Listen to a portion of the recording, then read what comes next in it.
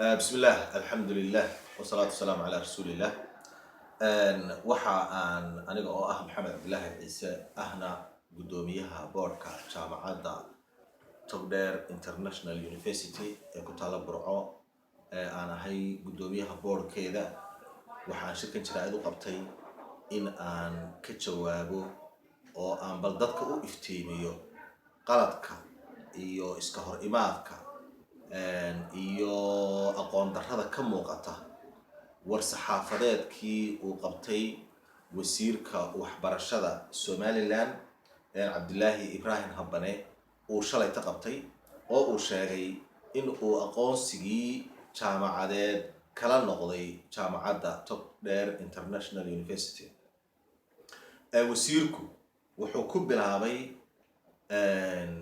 war-saxaafadeedkiisa in uu xiganayo report ay u soo gudbiyeen guddiga tacliinta sare oo uu sheegay inay yihiin guddiga baaritaan soo sameeyey jaamacadahana marka hore siiya aqoonsi ku meel gaadha marka dambena haddii jaamacaddu ay shuruudaheedii buuxin weydo aqoonsiga kala noqda.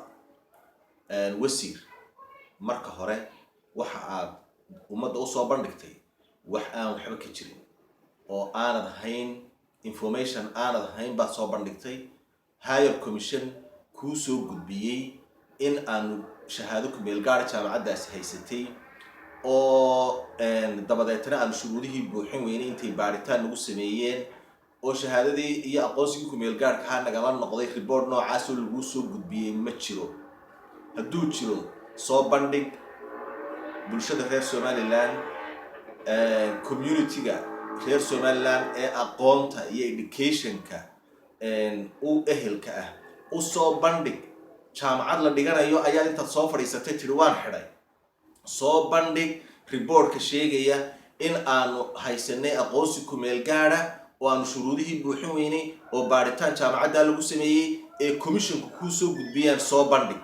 waxaan waxba ka jirin weeyaan baan ku nidhi wasiir waad qaldantay meel baad ka dhacday waxaan jirinna ummadaad ugu sheekaysay. waxa wasiir aad sheegtay in aad ku qanacday report tilmaamaya inaanu noocaan nahay. reportkaasi inaad soo bandhigtaa lagaa doonaya. commissionka tacliinta sare aad tiri way kuu soo gudbiyeen ee aad ku qanacday soo bandhig. waxaan wasiirku weydiinaynaa haddii report laguu soo gudbiyo wasiir baad ahayd jaamacadihii aad xukumaysay bay ahaayeen miyaadna dhegaysatay? jaamacadda war ma u dirtay?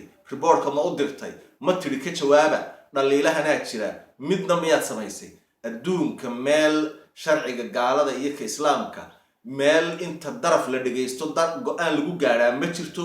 wasiir ma joogtid heer aad hogaamiso aqoonta Somaliland. hoos baad uga dhacday, waad ceebowday.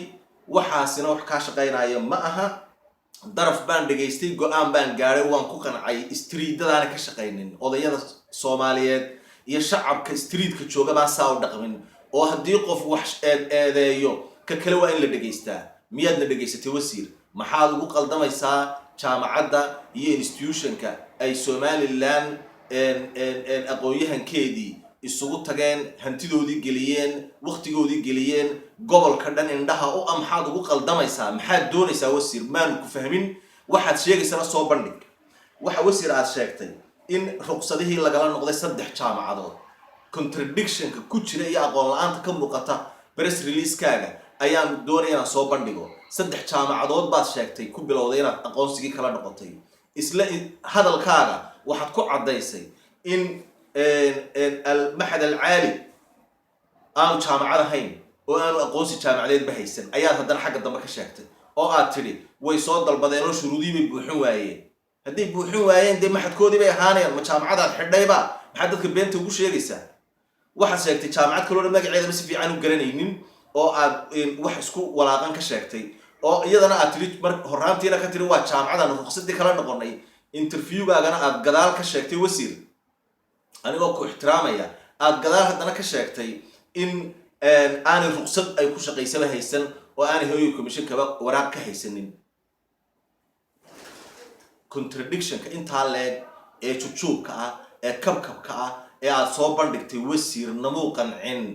jaamacad dhisan oo gobolka togdheer kuwa ugu tayo fiican ku jirta ayaad intaad iska soo fadhiisatay tiri waan xidhayaa jaamacaddan waddankii ka jirtay intaasoo dufcadood baa ka baxay horumar weyn baanu ku tallaabsanay waxaanu bedelay magacii ardaydii shahaadooyinkoodii baanu iminka bixinaynay kuwii qalin jabiyey ee ay ka maqnaayeen waxa aanu keenay qalab cusub qaar kalaa soo socday jaamacadaanu ku soo xidhnay aqoontii gobolkaanu doonayn inaanu kor qaadno ardaydii iyo waalidkii iyo gobolkii oo dhan baa jaamacadda taageersan oo ay indho u yihiin ma togdheer baad rabtaa inaad indhaa ka riddo wasiir maanu ku fahmin waxa aad ujeedo soo bandhig hala wareegaalaysanina wasiir soo bandhig waxa aad aragtay ee jaamacaddan ka qaldanay lagu soo gudbiyey waanu doonaynaa wafdi baanu kuu soo dirnay markaad ogaatay inay xafiiskaaga yimaadeen oo ay doonayaan inay kula kulmaan ee ay dhiijigaaga la kulmeen ayaad ballan degdega saxaafadda u yeedhato aad qabatay wasiir